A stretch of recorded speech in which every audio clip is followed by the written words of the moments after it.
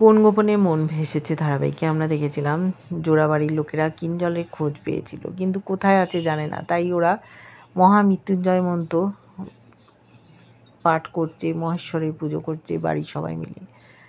কিঞ্জলের খোঁজ পেয়েছিল একজন রেডিও জকি, ওকে ওখান থেকে রেডিওতে গান গাওয়ানোর জন্য এনেছিল, কিন্তু যারা কিঞ্জলকে কিনে নিয়েছিল তাদের 10,000 টাকা দিতে হয়েছিল, এমনকি ওরা সাথেও এসেছিল।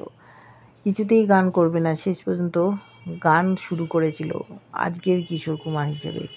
হঠাৎ একটা রেডিও জোড়াবাড়িতে পড়ে গেছে, শুনতে পেয়েছে কিঞ্জলের গলায় গান।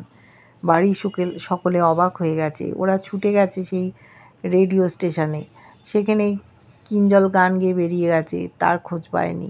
শেষ পর্যন্ত জানতে পেরেছে একটা মন্দিরে ও আছে, সেখানে ওরা ছুটে গেছে। এদিকে বাড়িতে পুজো হচ্ছে, সূর্য অস্থির, এদের ফোন করেছিল কিঞ্জলকে, ওরা এখনও খুঁজে পায়নি।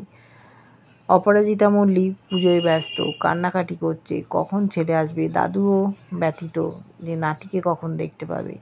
কিঞ্জলের কিচ্ছু মনে নেই, আদৌ কি ও ফিরে আসবে জোড়াবাড়িতে? দেখতে থাকো।